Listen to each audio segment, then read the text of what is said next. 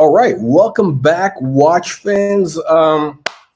We're talking about the Monaco Legends watch auction that just wrapped up. Of course, we had a couple of, as usual, it's an auction, so there's always surprises and there's always bargains. And this auction actually was no different. So let's get into this. Let me just pull this up, make sure we get everything set up right here. Okay, there we go. Let me put up our banner for anybody that doesn't know about a free newsletter. All right, so I'm gonna go through some of these results real quick. I'm gonna highlight the really interesting lots.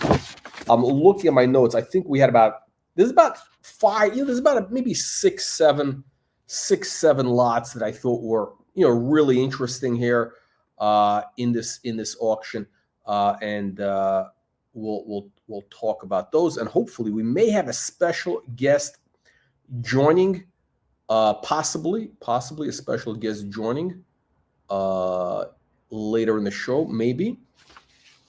Okay, so let's kind of dive into the good stuff past all this. They had a lot of in this sale. They had kind of they had a lot of kind of like average type stuff. A couple of very interesting pieces. Now you're asking about this. Why is this Rolex two-tone Daytona selling for almost 40,000 US? Again, this is euros, right? Why? Because it's got the Tiffany logo.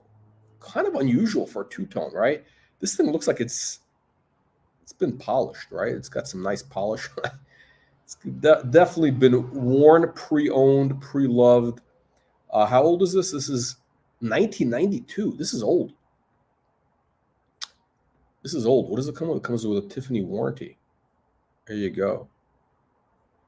So this is what it looks like with a tomato can clasp.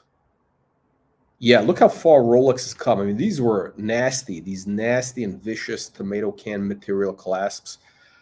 Listen, I don't care if it's got a Tiffany logo on the dial everywhere. It's not worth it. Frankly, it's not worth the money. I know it's kind of rare.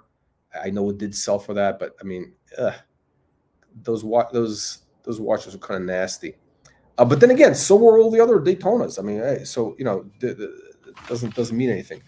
Okay, let's get to the interesting stuff. So again, the Tiffany stamp still adding a lot of value, and let's get to some. I think kind of some of the interesting watches, maybe some bargains. So we got this kind of funky shape Vacheron. By the way, I'm a big fan of these. This kind of style, you're going to see another similar kind of case design. These are coming back, this kind of 60s look, mid 60s. Audemars Piguet did these. Vacheron did these. I think Patek, did Patek do this? No, but Omega did this style. It's really interesting. I think if you put it on a kind of a more of a suede strap, make it more casual, it's a good look. I'm surprised it sold for this type of money. I mean, this should be like a $6,000 watch, and it sold for 5 to 10,000 euros. The estimate sold for 9,000. Let's take a look. Does it have the original clasp? It looks like it does, which is a plus. Anytime you're getting these watches, you want the original. You want to make sure it's got the clasp. It looks like it's in good condition. I don't know why it's sold for so much. I mean, it seems high. It does seem kind of high to me. I don't know anything about these Daytonas, these Paul Newmans, so I'm not going to make any comments about those. And I find them really quite boring, honestly. Okay, so it's got the Tiffany. Wow. Tiffany stamp. Okay. Hopefully it's legit. Again, you never know. You never know. People can add these stamps. I'm sure they did their due diligence. Okay, but there you go. Look at this. And the Tiffany is quite big. Very prominent here, right? So I don't know. Again, what does the normal Paul Newman go for? I think 300 grand maybe. And this is basically double. You know, so it's got the rivets, the old bracelet, the old tomato can bracelet. It's kind of interesting. I think these are really, I really believe that these Paul Newman, these Daytonas, this thing is way past its 15 minutes of fame, way past its expiration date. I just don't see I just don't see this thing going any. I mean, it doesn't make any sense. I mean, what's so special about the Daytonas, the Paul Newmans? Nothing really. There's really nothing special about them. And I think once people realize that, and they wake up, they realize that the emperor has no clothes. Oh, look at this. We got Kevin. Kevin, welcome back. And let's run our free newsletter thing at the bottom here. Okay, let's get to some interesting stuff. Now, this is not really interesting. Well, it could be interesting. So this is a Patek Ellipse. Okay, and I like this case shape. I like this kind of baguette shape. What is it? 3862. There's one which is, the lugs here are a little bit awkward. I don't really like this one, which is where they're kind of more. What's the word? More. I forgot the model name, but it's the model number, I should say.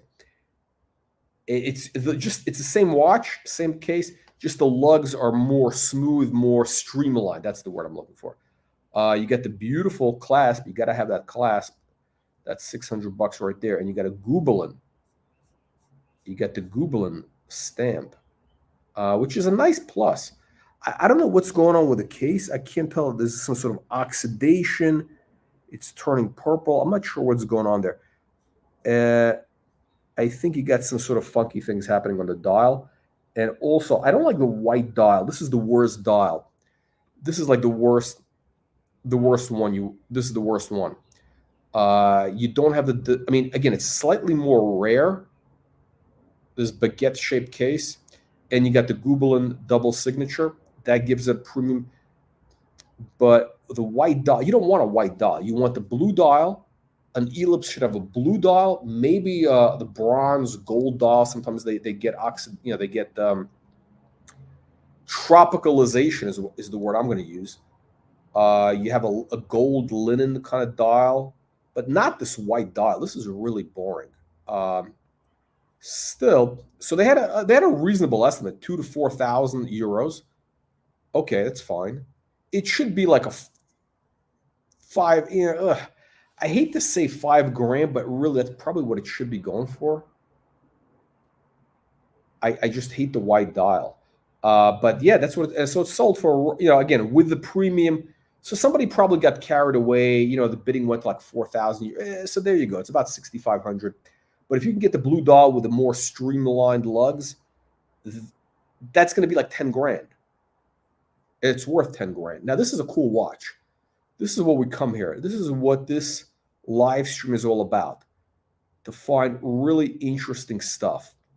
We'll show modern watches, guys. Don't get nervous. It's not going to be just all vintage. Black dial Calatrava.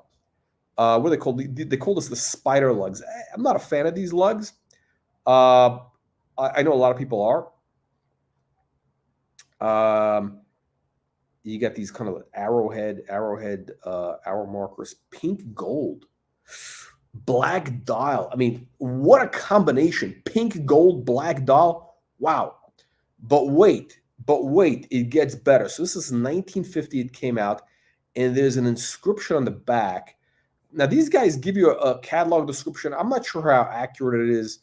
Again, because they're Italians. They translate into English. Things get lost in translation. Okay. So this watch was given to a guy. I guess this was a gift from GMOO or GMOC. I can't.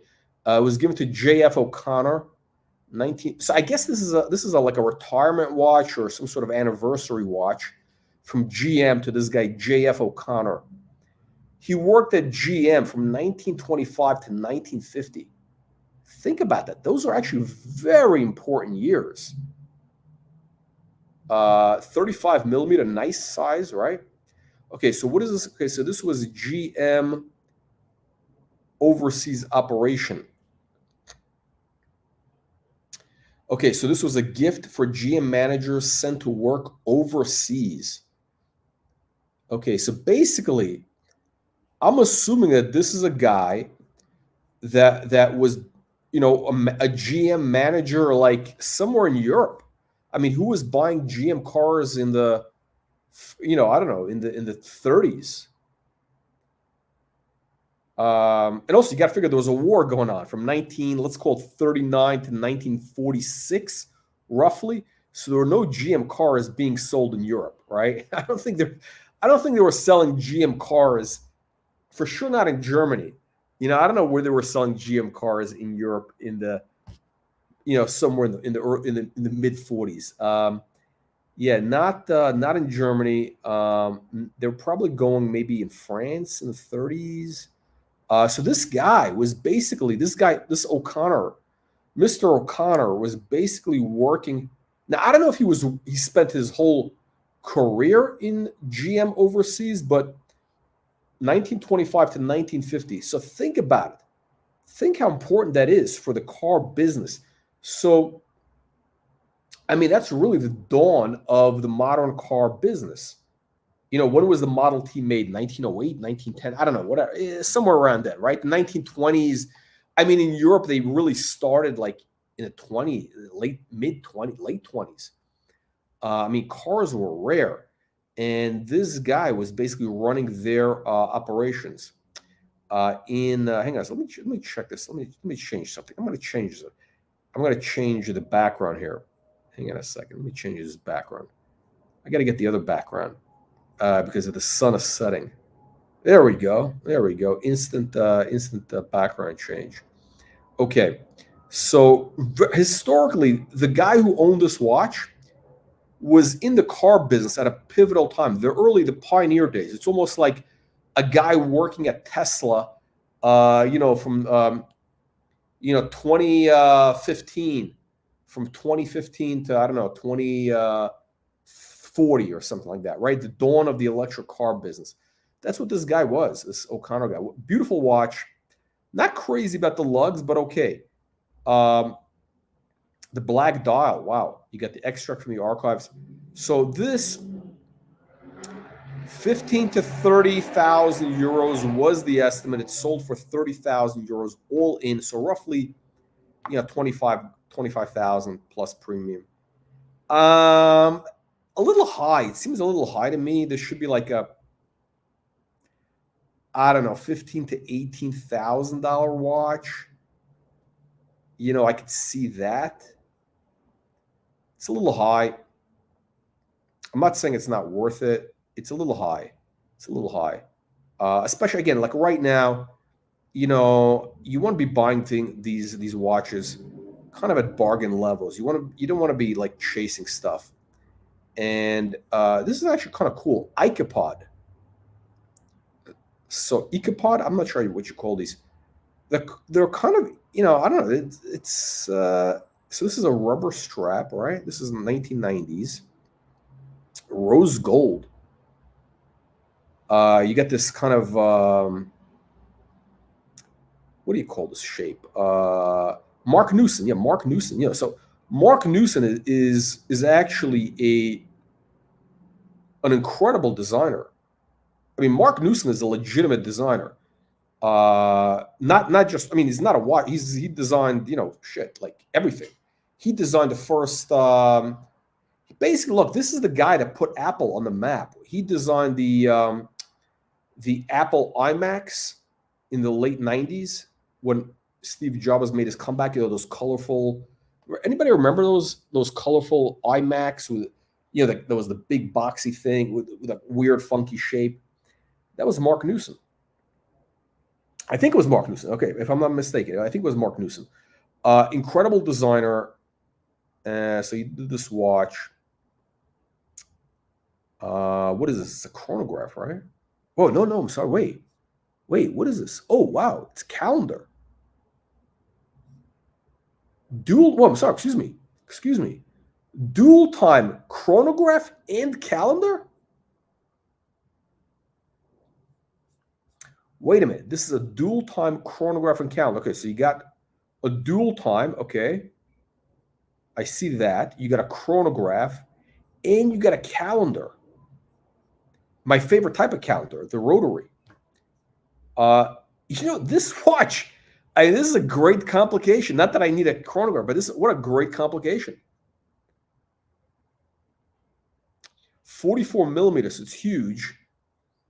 It's pink gold, rose gold. You get the rubber strap. Oh yeah, he designed the Apple. Yeah, he designed. I mean, this guy is much more important than Gerald Genta. Let me tell you that. Gerald Genta made a couple nice watches. That's it. Okay, Royal Oak, Nautilus, a couple. Mark Newson is a major designer. Major, very important designer.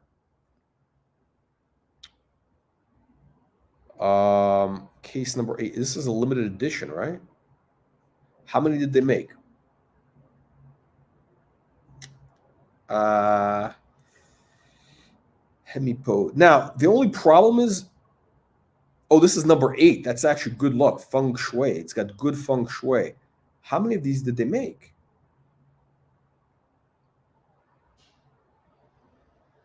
It's got actually a lot of cool stuff here.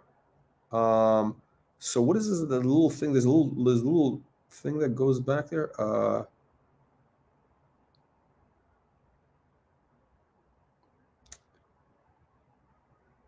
Yeah, no. I think this watch is a bargain. I don't know what the market is on these. Like, I don't know how many of these go sell on the secondary market. But let me tell you something. For $8,000, this thing is a bargain. I mean, the gold alone is worth probably $4,000 hitting here. This is I wonder if Bruce Lee owns one of these. Our good friend Bruce Lee in Hong Kong. Wow. And look at the hands. See, look at the hands. These are so much better than F.P. Journe. I think F.P. Journe actually copied this design. And he didn't do it as well, frankly. Yeah, F.P. Journe definitely copied this. Yeah. I mean, I think this is actually going to become an important watch. I'm not saying all the equipods or whatever they call themselves, but this particular thing is quite interesting. I think this is actually a bargain. Congratulations to whoever got this. Okay, the Patek, whatever. Okay, let's look. Okay, we got the 3700, the jumbo. This is a crazy price. I don't understand this. This should be like 100,000 something. 250 to 500. Why? Because it was a Gobelin. Excuse me, not Gobelin. Bayer. Excuse me, Bayer. Double sign. So this is interesting. For Bayer signature, this type of money, I understand if it's a Tiffany. And I've been saying for a while now that the whole Tiffany thing is highly overvalued. It means nothing. Okay, Tiffany means nothing. Bayer, Gobelin are much more historically important. Well, maybe not as much, but they're just as important as Tiffany when it comes to double signs. So, okay, so why is this so expensive? From what I understand, the only thing about this that's special is that Bayer only sold like 4 of these. 4 of these. They sold 4 Patek 3700s, and this is one of them. I don't know if that's. I might be missing something. There might be more to the story. This is super crisp, very minty. Looks like everything is full set. Wow. No, okay, no, this is something. Okay, no.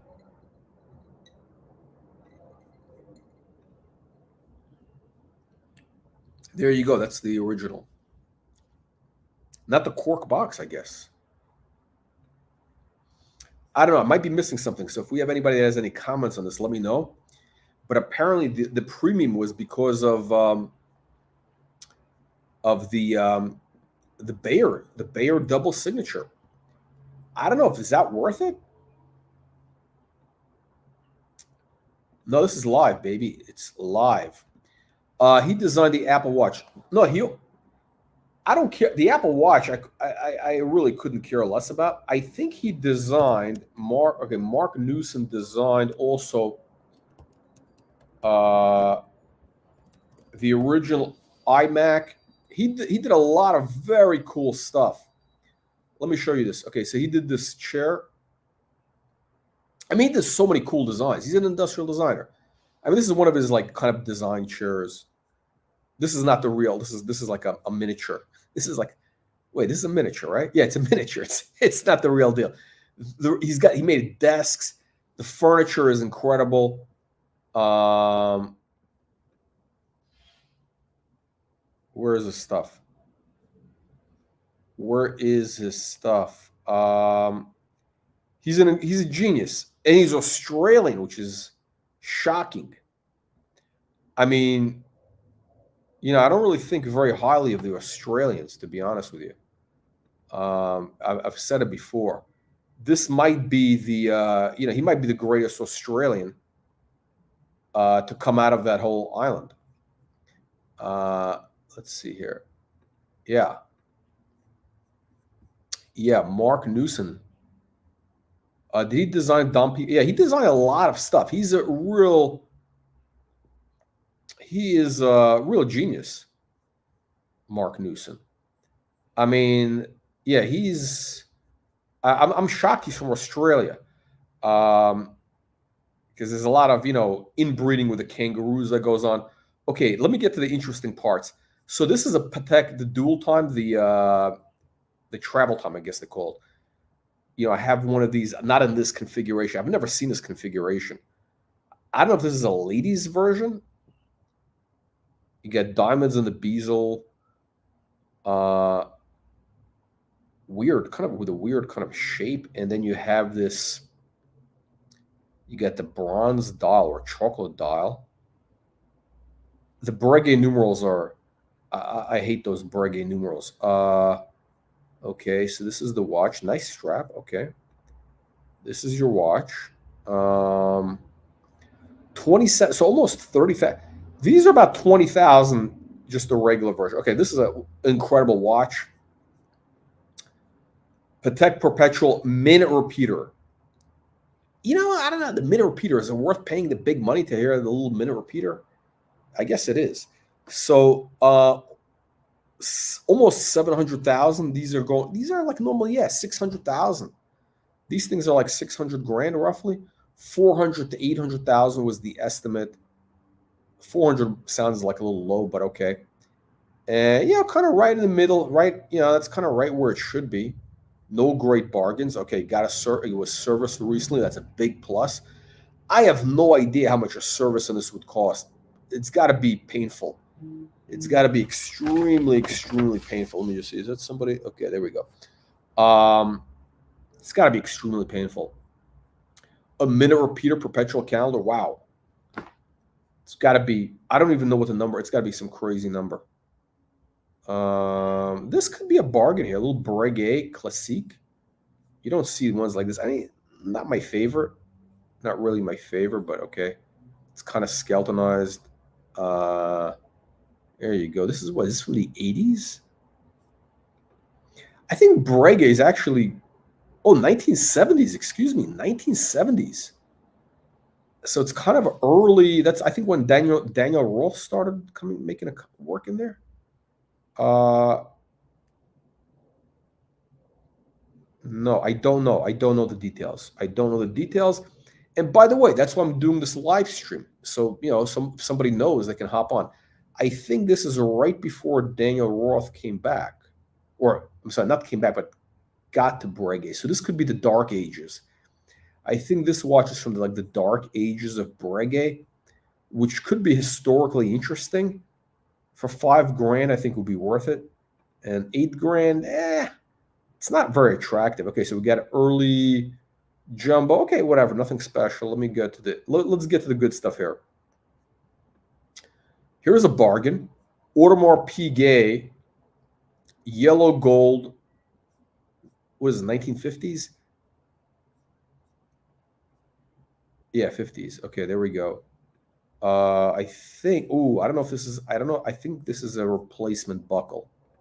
I think it's a replacement buckle. That's not good.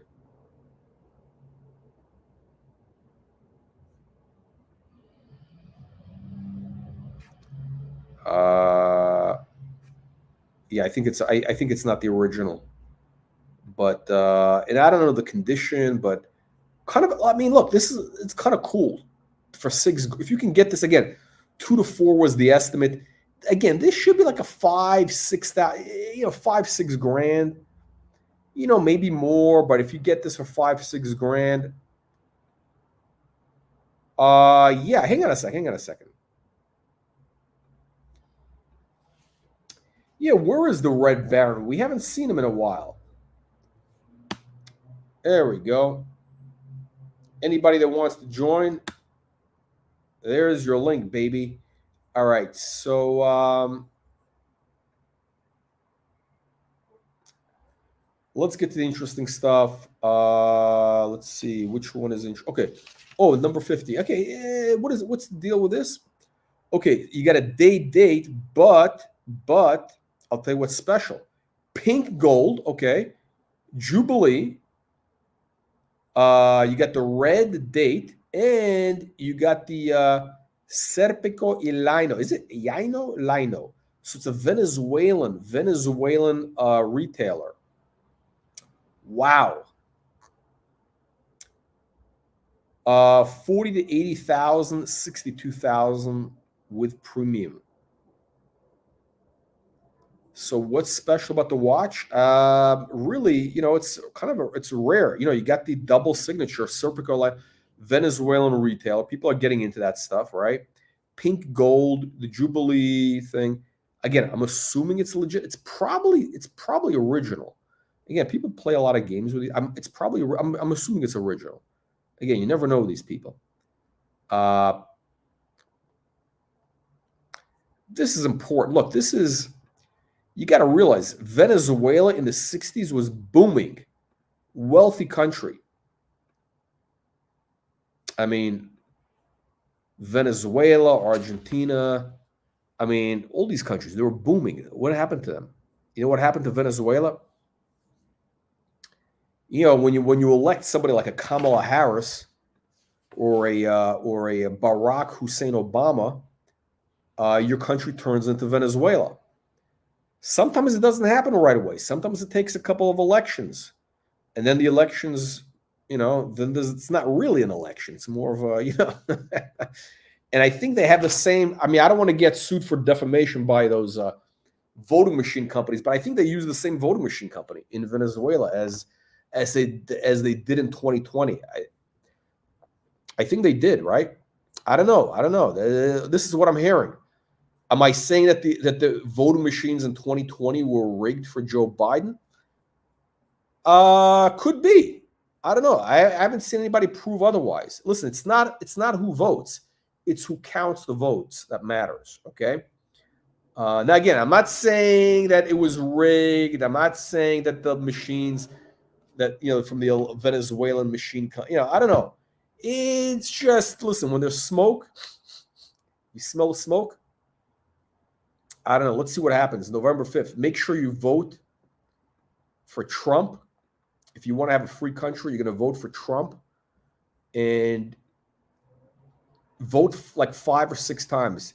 You got to do what the Democrats are doing. You got to go out there and vote 5, 6 times, different states, whatever you got to do.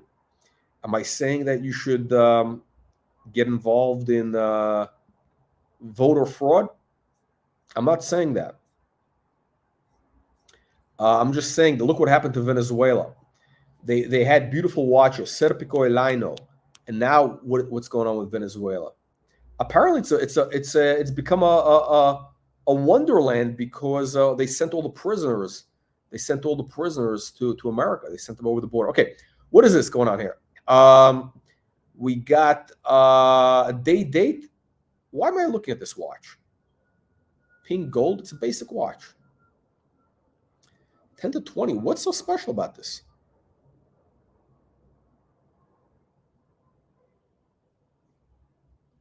$59. I mean, it seems a little high, no? A little high. So this is early. It's early. Really good condition, though. Really good condition. Early. I don't know. Is the box? Is it a full set? I don't think this is. It's a box. 10 grand for sure. So look, for a couple of grand more. Well, actually, it's not. It's like 15 grand because it's the euros. This might be a little high, but I think whoever bought this is going to do okay. Now this is beautiful. Look at this. This is just a regular Oyster Perpetual, but you got a blue dial, beautiful, beautiful blue dial. You're getting a little bit of flaking at the edges. I'm assuming it's original. You never know with these people. You never know. And look at the bezel. This is one of those interesting. They did a couple of different variations of these bezels. The coin edge. Look how crisp it is. So that's a big plus. This thing is in really good condition. The coin edging is very crispy. 9 grand. That's a bargain. 9 grand is a bargain. Blue dial, baby blue dial. The buckle is a fugazi, but okay. Look at this. This is beautiful.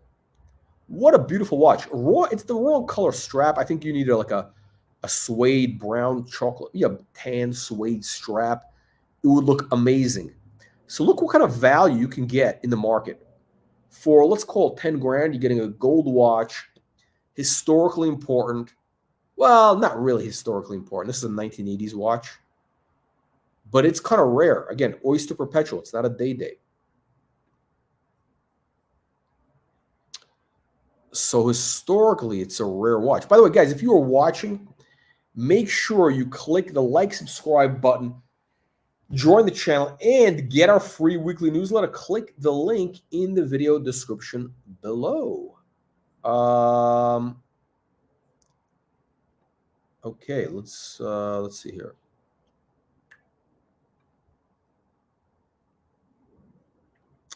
Let's keep going through we got some interesting lots coming up here. Paul Newman, okay, whatever. We know some Gerard Perregaux fans out there. World Time Chronograph. How about this? So this is a Omega.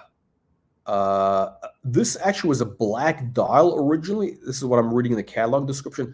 Something happened to it. It got tropicalized. By the way, look, if you're looking at one of those new Patek, what do they call that? Cubitus or whatever? Here's your Cubitus right over here.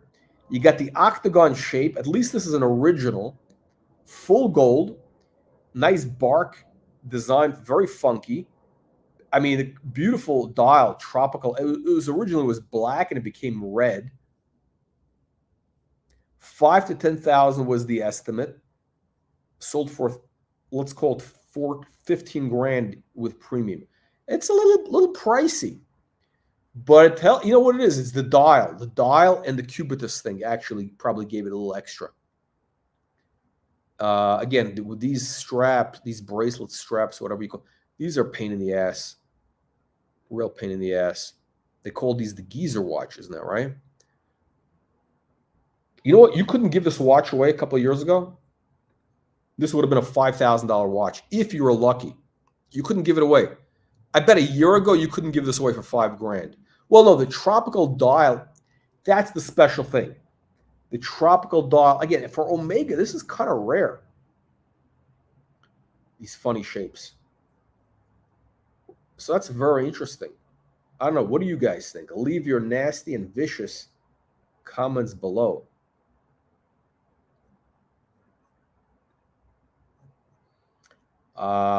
Let's take a look. Wow, Stelline, the blue chip of Rolex. Unfortunately, it's the dial is all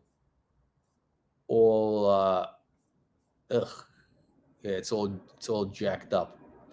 Yeah, the dial. I mean, this is, I guess they call it tropical. It's all, yeah. Look at this, oxidized. It's all burnt out. I guess it's original at least. I mean, it was worn and enjoyed. It looks like it was worn and enjoyed.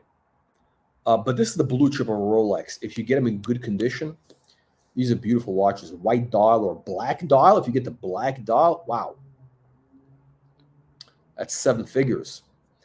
I think this is a much better deal than any Paul Newman Daytona. What a beautiful, charming watch with a moon phase. Again, this is a really rough dial. But if you get one in good condition, so much better than a Paul Newman. I don't understand the stupidity of the people who buy Paul Newman Daytona versus this. I mean, again, good, basis condition.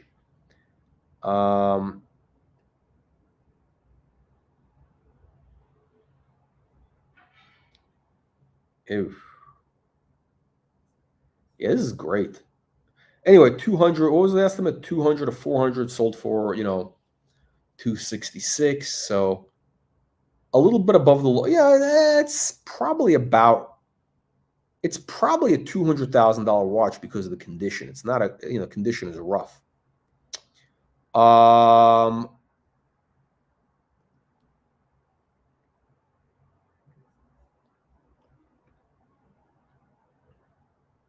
nice clutch. I think we saw one of these. I think we saw one of these at the Future Grill for like 15 grand or 18 grand. Much less than 32, if I'm not mistaken.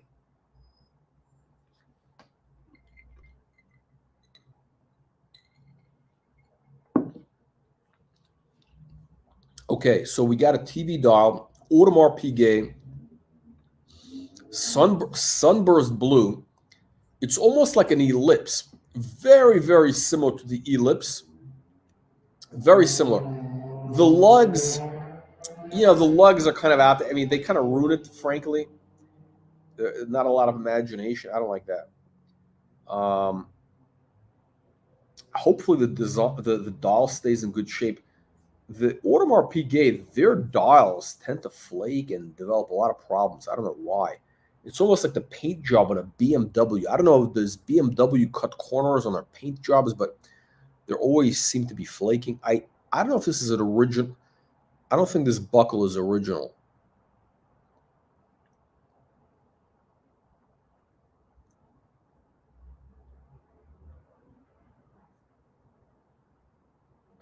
Yeah, 1970s. Yeah, so that's a pain in the ass if you have to get an original buckle.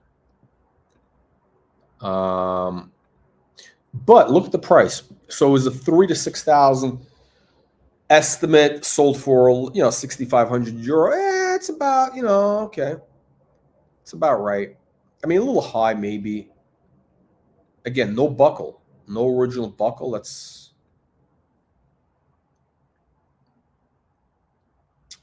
King Midas in white gold. Okay. By the way, another dog with fleas, another like hype thing where the bubble is bursting is the King Midas stuff. I mean, frankly, these are ugly watches. They were always tacky. They're worn by tacky people. It's this is not Gerald Genta's most successful design. I mean, I can kind of see, kind of interest. It's tacky. It's a tacky design. So this is white gold. So this is much more rare. Much more rare. 19 grand. Wait, is this a women's watch?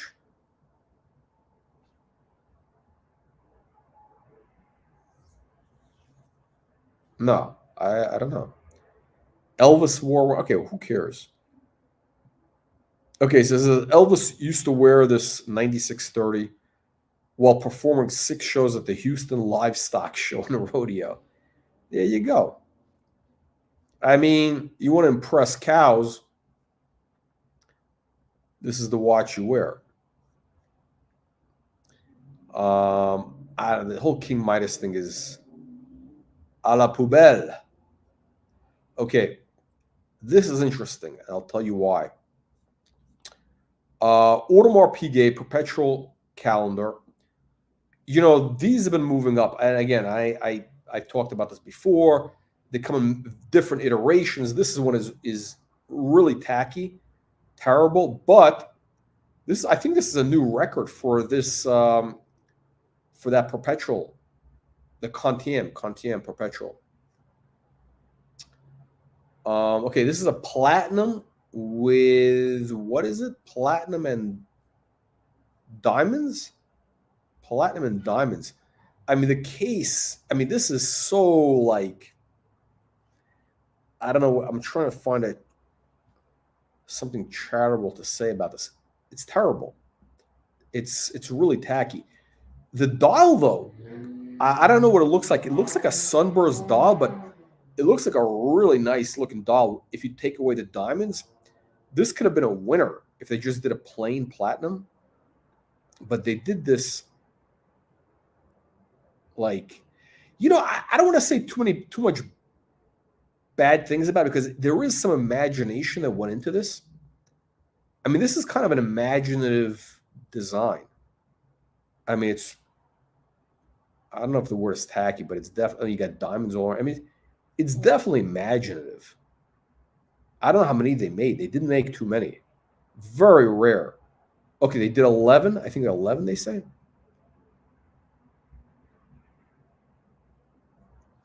So there's 11 of these. Okay, so why is this important? Because, these were going for like $8,000. Just the regular ones, just plain, just gold Contiam perpetual, just a few years ago. And yeah, I talked about this. I was looking at the Patek 3940, the AP, and I kind of missed the boat on a couple of them. I really, it's one of those things. I talk about it all the time. I do regret not buying one for 10 grand. There was one with a mother of pearl dial, gold case, mother of pearl dial, full set. Why did I not pull the trigger? I think I was trying to, get it for $500 less or something like that. I don't know. But there you go. Lesson learned. And that watch is probably, 25, 30,000 today. But this is going to set a new benchmark, because again, it's a new high water mark for this model, the Contiam Perpetual. And people are always going to say, oh, wow, well, one of these just sold for 100 grand. Well, then I'm going to tell you, oh, it's one where there's only 10 made, or whatever. Okay. By the way, very interesting. Frank Mueller, look at this price. 8 to 16,000 was the estimate for this dog with fleas. You couldn't give these away. And now, look at this, 20,000? It's a quartz watch. I think this is proof that Frank Mueller is making a comeback. I mean, we've definitely seen Frank Mueller prices, on the ascent. They've been on the ascent. How about this Blanc Palm? Rubies. Wow. No, excuse me. Pink sapphire and diamonds. This is a lady's watch, right? Yeah, it's a lady's watch. Not bad. I mean, for 11 grand, I mean, a black, I'll tell you what, this is a good present for your wife. Actually, maybe not. And the black strap is too masculine. Okay. Yeah, you need to have some jewels on the clasp, otherwise it doesn't work as a lady's watch. Sorry. Okay. Sorry about that. Okay. JLC, dual time. This is actually very interesting. Cintre. I think they made the movements for, if I'm not mistaken, they made the movements for the Cartier dual time, if I'm not mistaken. You get the Cartier tanks, and Cartier is red hot.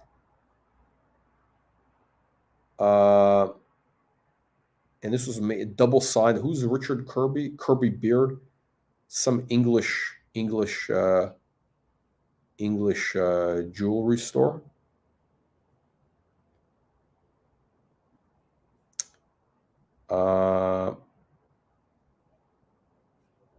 I think they made the same thing for Cartier, but anyway, whatever.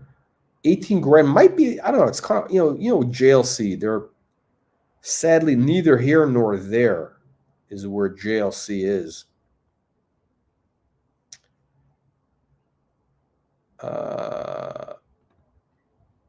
Okay, I don't know. What do you guys think? What do the punters think? Wow, check this out.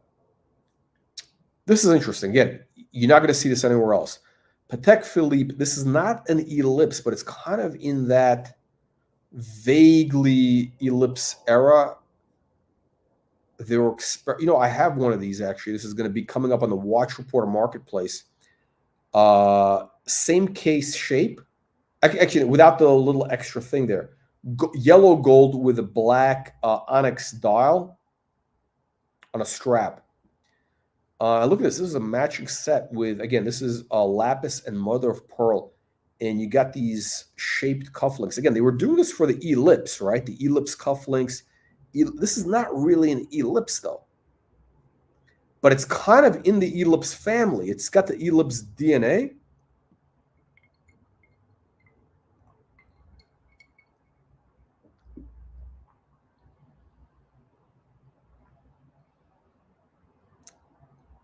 I mean, it is a men's watch, by the way.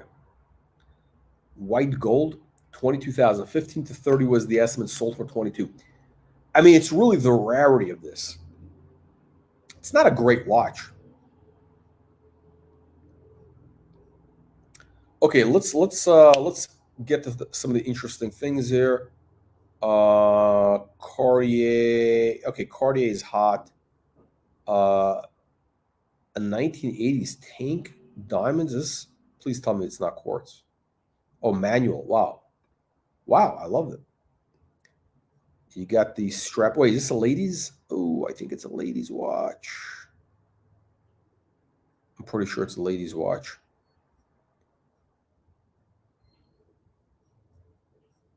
Yeah, I'm pretty sure it's a ladies' watch. Cool watch. 10 to 20 was the estimate, sold for 15.6. Full set. I'm pretty sure it's a ladies' watch. And if it's not, yeah, this is definitely, yeah, it's a ladies' watch. This is a nice looking watch. Yellow gold with the diamonds. It probably looks incredible in person. I'll tell you what, this is, you get this as a gift for your wife. You're never going to come across another one. I mean, because, like everybody's got a Cartier. All these girls have Cartiers, but they don't have one with diamonds. And, women love diamonds. They really do. Really, really. Okay, so we got a Cartier. It's an annual calendar, not perpetual. It's an annual calendar. Very rare. Kind of an ugly, I mean, the layouts of, very industrial looking. Besides the Roman numerals. Everything else is pretty cool. 200 to 400. Oh, it's got an Audemars Piguet movement. Wow, interesting. Okay. There you go. Usually it would be JLC, no? Oh, and you know what? Audemars Piguet was doing these perpetual calendars. They go for big money. Nice crown. Wow. It sold at Antiquorum in 1989 in Tokyo for 120,000. Think about that, guys. Think about that. 35 years ago. This is 35 years ago. It sold for 120,000, and today it's, let's call it 450. So basically, not that great of a return. You made 3 times your money, but it took you, 30 years. I think that's like a 5% compounding, roughly. So you just kept up with inflation. Not bad, though. Could have been worse. Okay, so I want to point this out. We got a new trend emerging. I showed you the Vacheron, like this similar case design. This is the Audemars Piguet. I think they call it the it's not the Cobra. I think they call it the but it's the same type of thing. It's the so they do this in a couple of different metals, different variations, very similar. It might be a Gerald Genta design.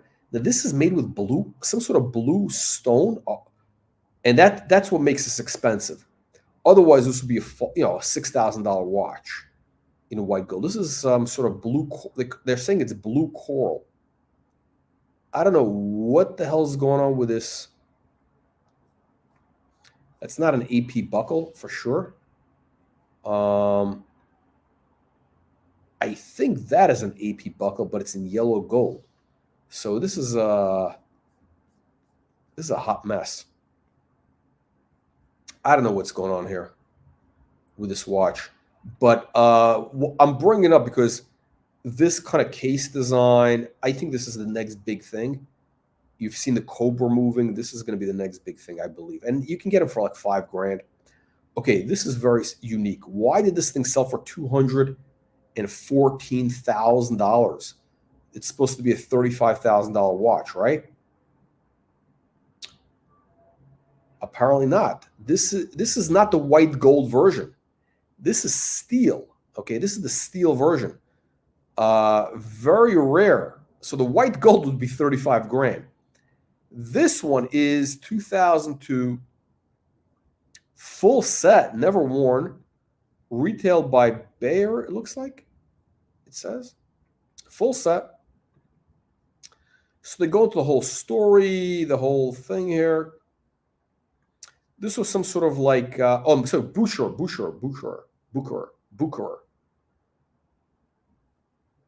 I think this is a very, very limited thing. Must be very limited, right? Anyway, stainless steel Daytona with the sunburst blue dial.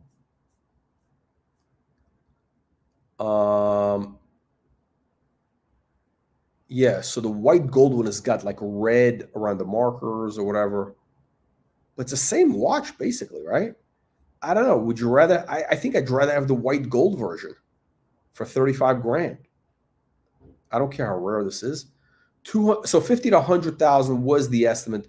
214,000 with premium. I don't know. I don't know. All right, let's put this in. If anybody wants to join, hang on a second. Did we have? I think we got one. I think I may have a text from one of the punters. One of the punters in the audience.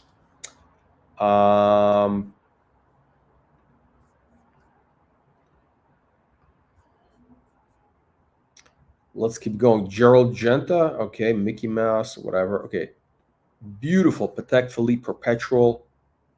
Again, this is the blue chip. The blue chip of Patek. $24.97. Oof. Such a beautiful case design. It's a little bulky. 37 millimeter. 200 to 400, sold for 321.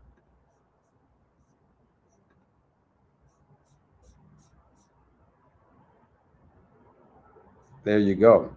Oh, it's got the Arabic numerals. I mean, these are great. These are really great. Let me tell you something far better. This is much better deal. I mean, this is a legitimate blue chip, not a Paul Newman Daytona. I'm sorry, guys. Paul Newman Daytona is they're getting stale. Okay, Omega. I know we got some Omega fans here. What year is this? 1998.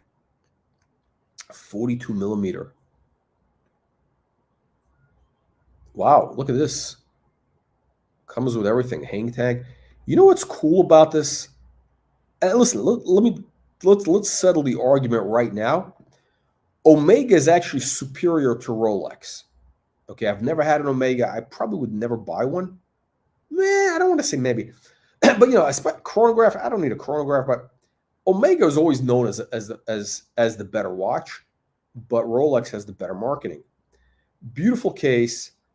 I love these hands with the arrow. Wow. I mean, this is great. Black dial, yellow gold for $15,000, deployed clasp.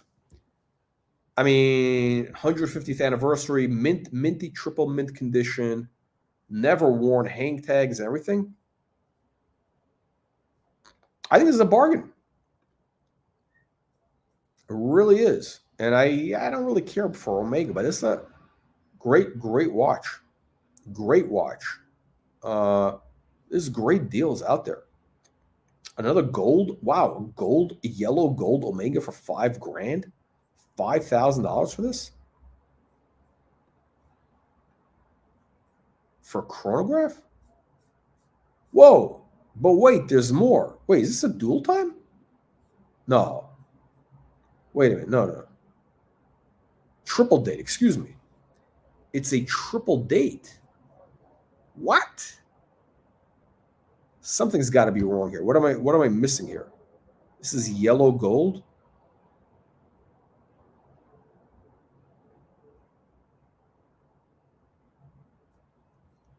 I'm sorry, this is like a steal. Triple date. You got the day. You get the day. You got the date going around. I love that. Oh, we saw one of these. We saw a variation of this on the show a while back in steel for like around $4,000. But this is wow. I don't know. This is crazy. I mean, this is a bargain. I'm sorry. This should be like a $10,000 watch minimum.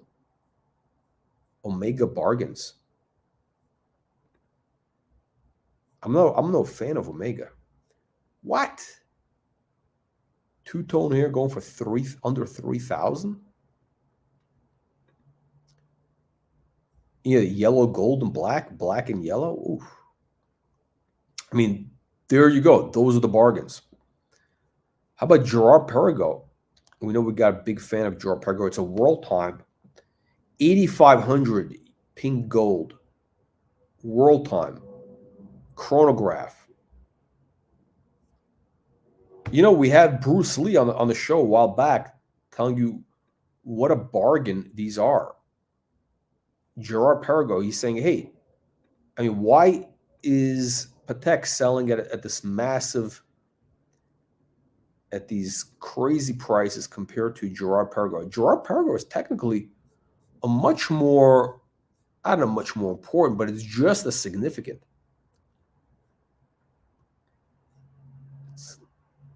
I don't care so much for the hands, but you know what? For $8,000 for beautiful pink gold gray 2000, great deal. Great deal. Congratulations, whoever got this. Okay, let's go to the Cobra. You get a Cobra 15 to 30. Again, these were going for, you couldn't give these away a year ago for 6,000. Today, they're 30,000 plus, as we see here. Why? I don't know. It's one of the ugliest watches ever made. And again, listen, I know it's ugly, but I actually was going to buy one. I had it on the wrist. Why didn't I pull the trigger? The bracelet was just flared out too much. I was like, shit, you know what? Like, because I was buying it more of like as a short-term investment almost. I'll tell you what I hate about this watch. Look, it's welded together. It's just sloppy. Really, very tacky watch. Honestly, it's very tacky. But I was going to buy it because I figured, hey, shit, these are so ugly that they're going to pick up on value. And I should have just bought it.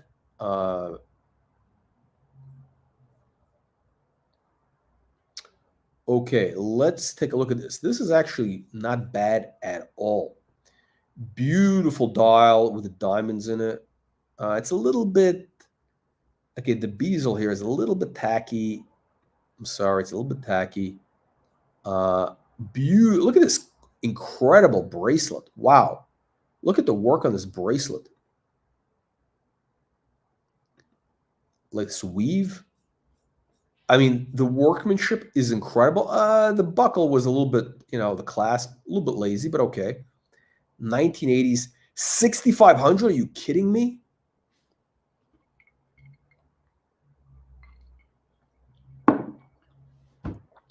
I'm shocked. You know, usually this auction, Monaco Legends is usually, you know, they get very strong prices. Like when I say strong, I mean like, you know, I don't know. The guys do a great sales job. You know, it takes place, they do a great marketing job. You know, it takes place in Monaco, usually a good time of the year. People go there, they have like a nice lunch. They do a great marketing job. They give you the whole thing, right? And you know, here's the thing, psychologically, right? Let's say you're a dealer or you're a collector. So you go out to Monaco and you're there for the auction. Hang on, it's getting dark here. Hang on, I'm going to turn up the light here. There we go. Actually, you don't really, you know, hang on a second. It's too bright. Okay, so the lighting here is a little bit screwed up. Okay, so here's the genius of this, right? So what happens is, you know, most of these auctions are, you know, New York, Geneva, London, Hong Kong. Okay, whatever, right? You know, most people have been to those cities. I've never been to Hong Kong, so okay, excuse me. I'd like to go. But you know, not Hong Kong. At the end of the day, nothing special. It's like any other big city, whatever. I mean, it's unique, right? Okay, I get it. You go to Monaco, though. You know, it's kind of like its own different world. It's kind of like a different planet in a way. I mean, it is a different country, city, state, whatever you want to call it. But it is like you really do feel like you're on a different planet, and you know, obviously, it is. You know, it's not a normal place, right? It's not like it's not a place like Hong Kong, New York, Geneva, London, which is, you know, normal cities where people, you know, work, whatever. Monaco is basically for ultra wealthy people as like a tax haven. So the only people who live there are either ultra wealthy. We're talking about not, you know, high net worth 20. We're talking about like ultra wealthy, right? And hookers. Basically, it's just very wealthy people and hookers. And you know, and then like, you know, scammers or something, whatever. But it's a unique place. So when they do this auction and people kind of go there, and like all their like perspective gets warped. So they usually overpay because in Monaco things are just generally more expensive, right? So like you're in this beautiful environment and you kind of, you know, it adds to the premium. So I'm surprised that there were some real bargains in this auction. That's it tells you, I don't want to say that the watch market is dead, but there's bargains. I mean, like right now, this tells us that there's buying opportunities. So again, this is kind of your Patek Philippe. What do you call it? What's the new model they call it? The whatever. You got the octagon shape a little bit, white gold, beautiful woven bracelet. 5 to 10. This should have sold for like, you know, 12, 15,000, 12,000 plus. And this is a bargain. Congratulations. Whoever got this, that was a steal. Much better deal. I'll tell you what. This watch on the left, far superior to the monstrosity on the right. At least this is kind of a refined watch. I mean, this is just a nice watch. And then they had another one. Very similar idea, but with that cobra thing. And are these rubies? So this is kind of a bit of a hot mess. It's sort of in between. It's in between. Yeah, these are rubies. So it's in between. It's in between the Cobra and the other one. And I think they did beautiful work. I mean, the Cobra design, I really don't like. Whatever this weave, I really don't like. This weave is great, and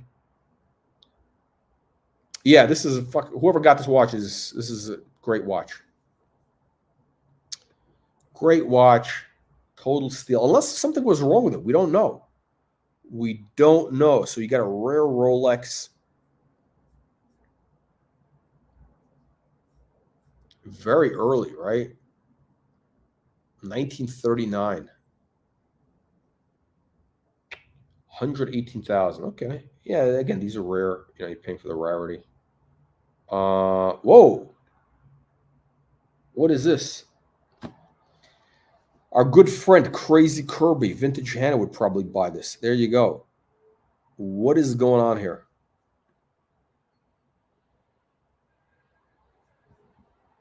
You got little chunks of gold leaf.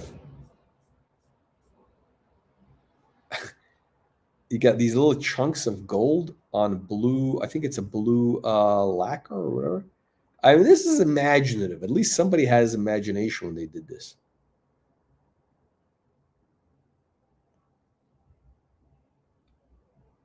Is this enamel? How did they do it? Okay, this is a cool watch. I mean, it's a lady's watch, obviously. I mean, at least there was some imagination put into this. 15 to 30 sold for 40,000, 45,000. That's a lot of money. Normally this would be like 15,000. It's probably Crazy Kirby bought it. She got into a bidding war with somebody. That's what happened.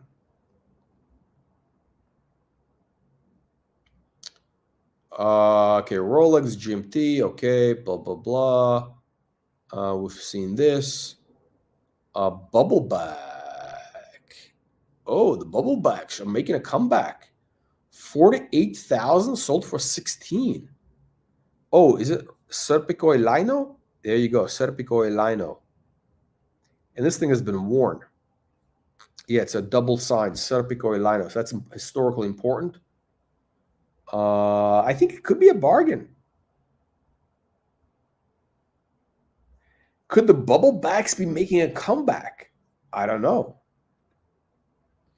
I think they could be. You know what? I'm going to say right here, I think the bubble back is making a comeback. I'm sorry, I just realized I didn't have the whole thing, but okay. So guys, I think I didn't have the full screen. This is the watch I was talking about. It's an amazing, amazing watch. Amazing, amazing watch.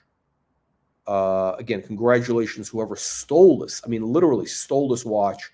6,500 euro. It should have been a double that.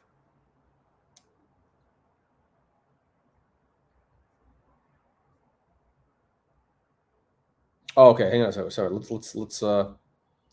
I don't want to make you nauseous, but here we go. We gotta scroll through here. We're almost done. We're almost done. We got a couple more. We're saving the best for last. Okay. Actually, some really, we've seen some interesting stuff in the sale. Seriously. I mean, it's a lot of like accessible type things. $10,000 things.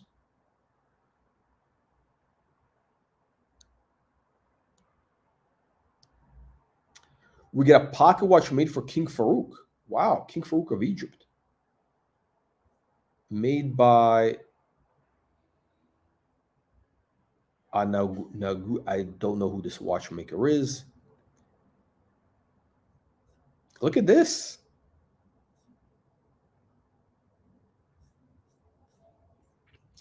I don't know. Look at this. There's the go. There's Farouk. Shit. Wow. He was the original watch collector in the Middle East. King Farouk of Egypt. You know what? Guys, I was so just busy with other things the last 2 weeks. I just did not have a chance to look at this auction and preview it.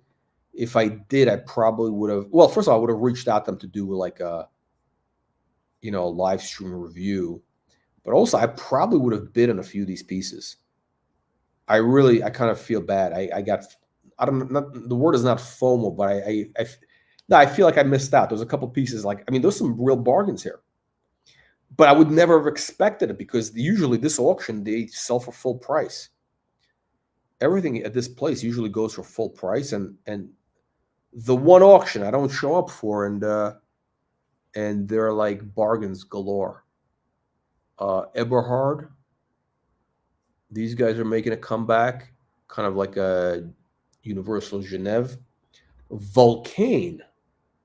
Cricket alarm. What year is this? 1960s. Yeah, I don't know. Yeah, I don't know. This is you know who's a kind of a fan of these is Eric Wind. Eric Wind is a fan of the Vulcan. He thinks that they could be the next big thing. I don't know about that. They just lack the. It just doesn't have the design. They don't have the panache of like one of these brand names.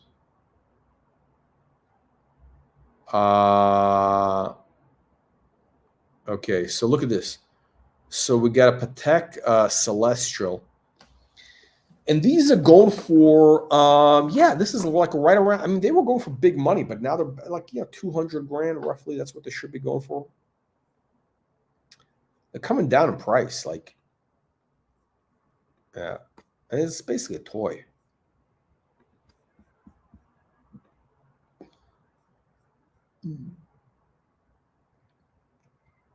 Oh, what is this?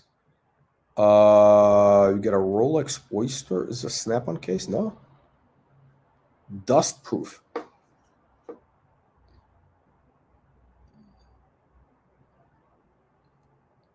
The dust proof. That's the name?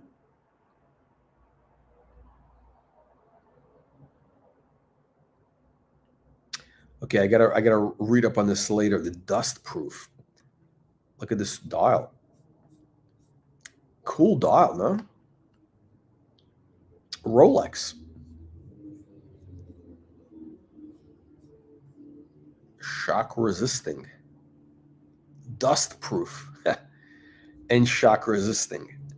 I don't know if the word dust is not something I want to have on the dial. I don't know. It's not a positive like connotation. Dust proof. Dusty, that's the word the kids use today. 13,000. So I guess it's more of a historical thing. Steel watch, two-tone dial, I should say. And these things are still hot. I don't get it. 5712, 160,000. Okay, because it's a Tiffany dial. I mean, really, this should be what, 80 grand? You got a Tiffany dial at the bottom. Who cares? I don't know. I don't really care about this. So you get a double, you have massive premium for the Tiffany. Okay, we're coming down to the last ones here. Almost done. Don't worry about it. Let's take a look here. Langenzone, we're at oh, this is pretty cool. So we saw one of these sold a little while back. I think a slightly different variation of this, but 20 to 40,000. This is platinum with the diamonds on the indexes. Patek Philippe, 1950s. The lugs are a little bit too big for the case. That's the one problem with this. People like it. It's kind of a weird, funky design. 24,000, 25,000 roughly US. Platinum. Interesting watch. I'd say it's fair price. Ooh, Audemars Piguet perpetual calendar. Ooh, with the diamonds like this. I've never seen this before. Unique. Okay. You know why I haven't seen it? Because it's a unique piece. Unique. Number one. I think it's a manual wind. 1994. I think this is manual wind. Yeah. Because again, when I was looking at these perpetuals, I remember the manual wind, sort of a manual wind Audemars Piguet like this, going for about 6,500. But I was thinking, shit, it's a manual wind, perpetual. It means you got to. I mean, it's a lot of work.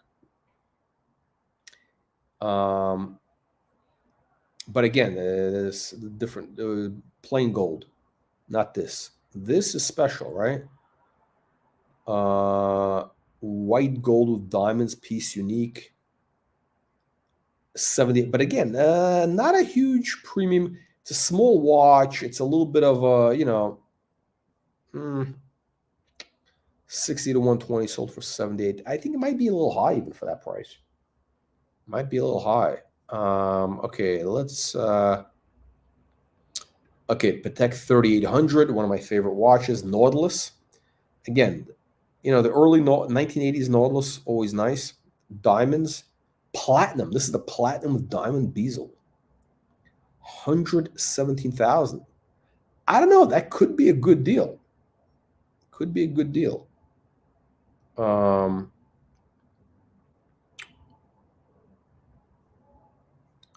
Could be a good deal. Looks pretty clean to me. Nice and crisp. Because I think a yellow gold one would be about 65. Solid yellow. So I don't know, platinum, whatever. Okay. Let's take a look. Let me see. Do we have anybody on? There we go. Micah Tyler. Which of these watches would Trump buy, though? That's the question. That is the question. Which is the Trumpiest watch? They called this the Andy Warhol, which is really a very dishonest name. Piaget claimed. I mean, I think Warhol he wasn't really even a watch guy. I mean, he collected just random shit. I mean, literally, the guy collected everything. Cookie jar, every jewelry, women's jewelry, he wasn't like he was a guy who just collected random design things. And now, like, these guys are saying, oh yeah, he was a real watch connoisseur and blah blah blah. No, he was just a guy he was a hoarder. He was a hoarder. And interestingly, I remember I skipped school to go to the Andy Warhol auction preview for the estate auction at Sotheby's. When was this? This was in 19.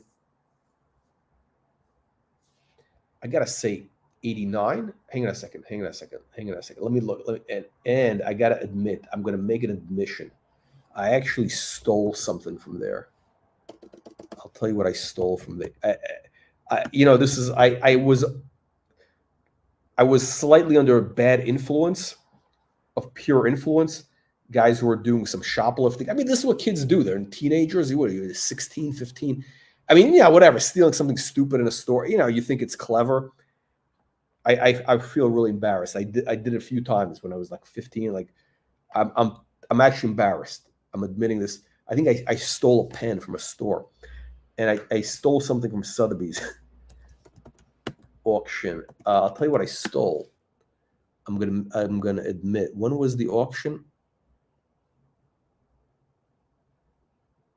When was that auction? Andy Warhol estate auction. When was it? Shit. It had to have been like 1988 or something.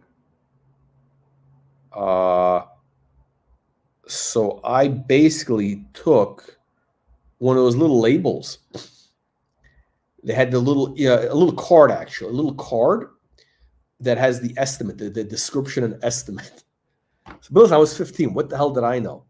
I mean, thank God that after I was never caught, never did it. But that's what happens. Look, parents, make sure your kids don't get bad influence. Because I mean, what am I doing hanging around these kids who are like, they think it's clever to be a shoplifter. They think it's like, that's what stupid. I mean, kids are stupid. The brain is not evolved. Anyway, so I have that card somewhere. It was one of the estimate cards, one of the lots. I wanted to have a souvenir. I couldn't afford anything at the auction. It was a little card like this. I have it somewhere. I probably should return it to Sotheby's. I probably should show up there and say, listen, guys, here it is back. Anyway, so they have nothing to do with Piaget, this whole thing that they're trying to. Anyway, but this is a very cool watch. They call this design the Andy Warhol. They did this in Meteorite, which is amazing. Jade, this is the Jade version. Again, they're all limited edition. They're big. How big is it? 45 millimeter. It's huge. Huge watch. I think the edition is like 20 pieces or whatever. Spinach Jade. I mean, this has got great feng shui here. This is spinach jade, if I'm not mistaken. It's not regular jade. It's called spinach jade. Beautiful watch. 15 to 30, sold for 33. Yeah, that makes sense.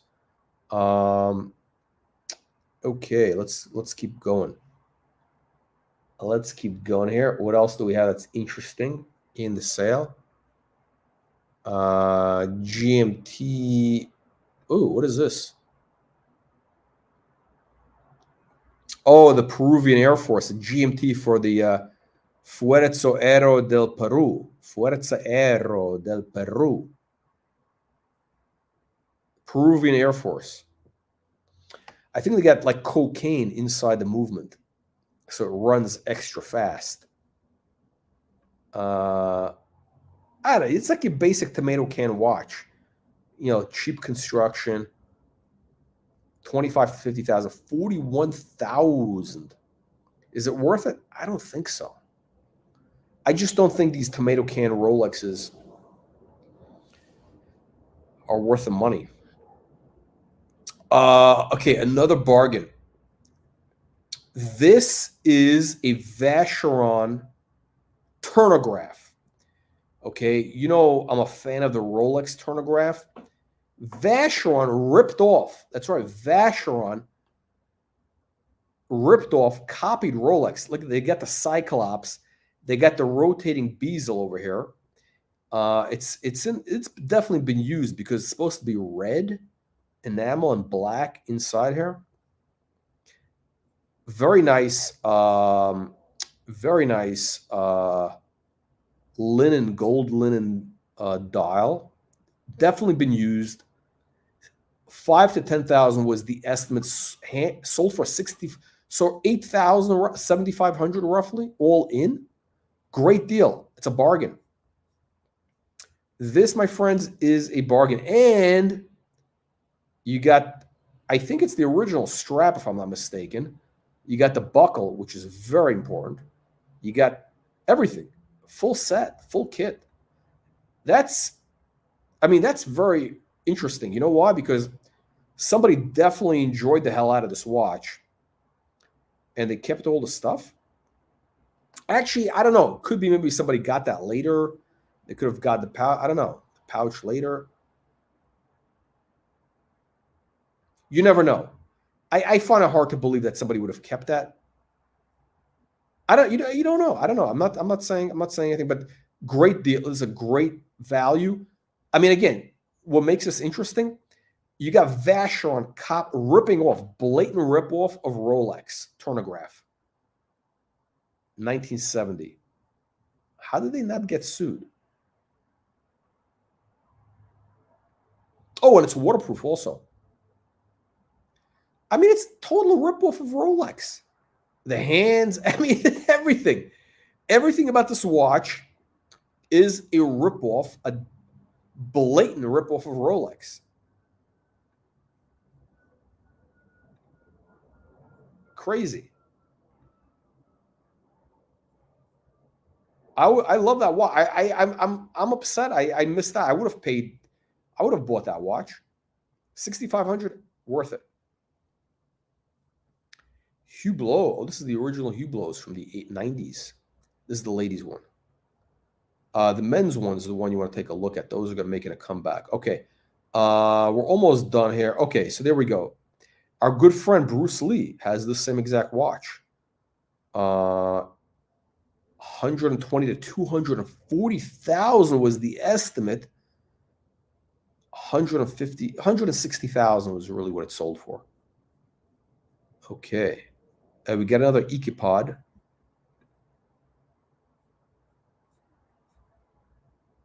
Wow. I think they're cool watches. I mean, the mixture of the gold and the rubber like this, colorful, way ahead of its time. Way ahead of its time.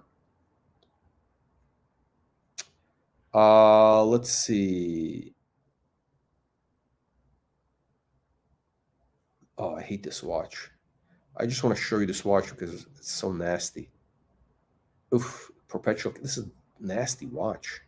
Who bought this garbage? 35 to 70. And it's somebody actually paid money for this? I don't know. I don't understand it. 40,000. That's 45,000 US. It's ridiculous. Wow. Wait, is this a ladies' watch or men's watch? We don't know. Platinum.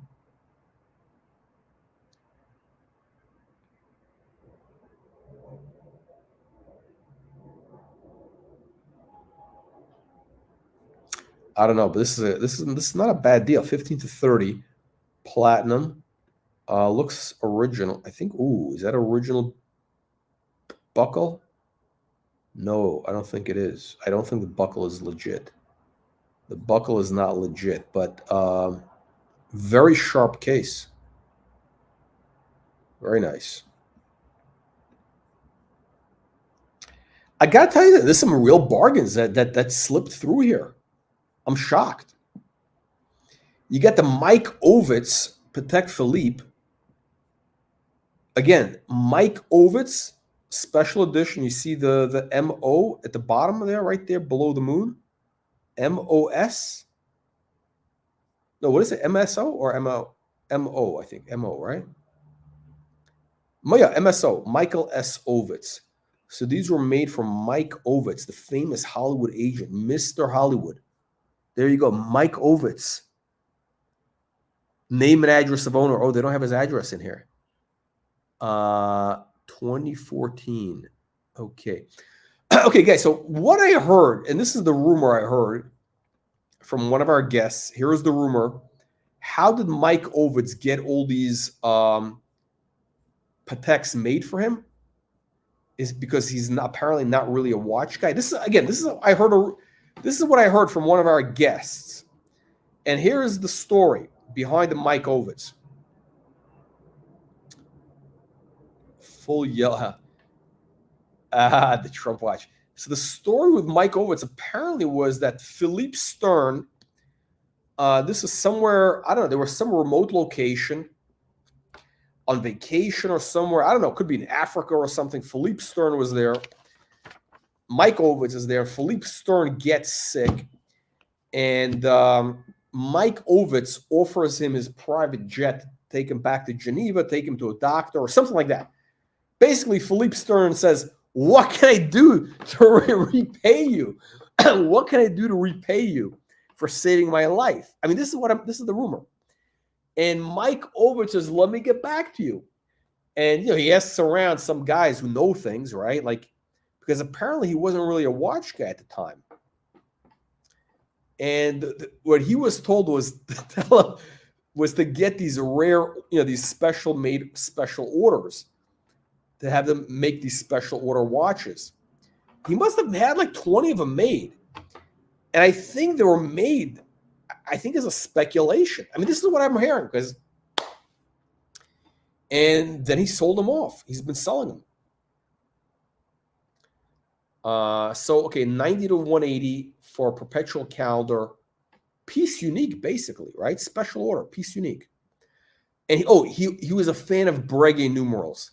That's his thing. He loves Breguet numerals, which is like, totally ruins the watch.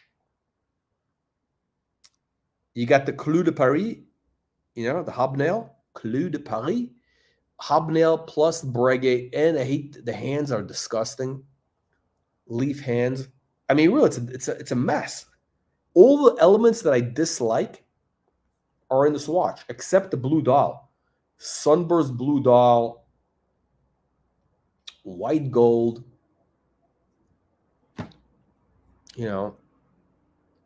Again, this was the most powerful man in Hollywood. This is the guy. But 2014, this is already, he was kind of on the, he was basically out of power. He was like sort of, 2014, he was on the down and out, like down and out in Beverly Hills. I mean, I'm not saying he was broke, but he was like, basically persona non grata. Oh, Turnograph, my favorite watch. What? 10 to 20 and passed? Nobody wanted to buy this watch? In steel? Very crisp. Look at this. Very crisp bezel. I can't tell the condition of the dial. The bracelet looks like it's been worn. It's got some stretch. I don't know what's going on. I don't know. Why did this not sell? I don't know. Should have sold. Again, blue chip Patek, one of the most beautiful Patek Philippe's ever made. Perpetual calendar, 3448, the legend. The legend. 150 to 300. Sold for 273. Almost 300 grand. Sounds about right to me.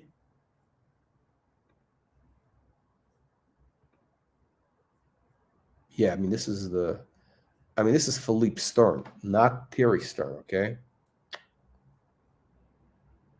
What a beautiful watch. I mean, that is the blue chip of Patek. Wow. Okay. Okay. Oh,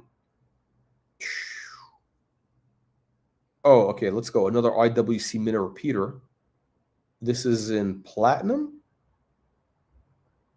I wish our good friend Bruce Lee was here. Oh, you know why they didn't do this in a platinum bracelet? Because it would be just massively heavy. He was saying how heavy the thing is in yellow gold. It's like a massive brick. And in platinum, it would just be too much. But, okay, so 83,000 platinum. Minute repeater, perpetual calendar. Chronograph. Perpetual calendar, chronograph, minute repeater. You got all that? Okay. Ooh, Patek, pass. What happened? 2005? Tanks in trade dual time? Why did this pass? 60 to 120. Maybe it was that too much? I don't know. Platinum. No, excuse me, white gold. Cartier is so hot. Guys, this is a warning. Cartier's was absolutely red hot.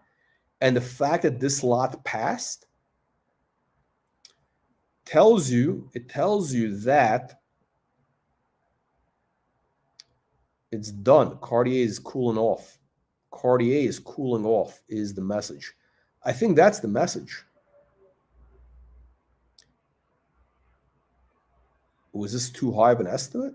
I don't think it was too high. I don't think it's too high. I don't know why this didn't sell. These guys know what they're doing. Why did this not sell? Oh, where's our good friend Uzi? Our good friend Uzi's not here, and we got a beautiful Rolex. Again, factory ice. I love the diamonds on the center links. That's a nice touch. That's a nice touch.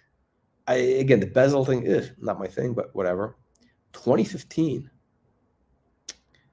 50 to 100, and it sold at the low end. Yeah, this sale was a rough sale. I mean, again, for Monaco Legends, usually they do very well. And we saw some real bargains. It wasn't, this was, the market's definitely transitioning, right? I mean, this is proof. We're not going to sugarcoat things here. But again, I'm a believer in, I think we're entering the golden age of watch collecting because, again, this auction shows you there are some great deals in vintage pieces. Now is the time to be getting in. I'm telling you right now, guys, this is, I don't want to say the bottom, but yeah, I can't, maybe, I don't see, like, again, some of these prices in the sale were incredible. There were some real bargains here.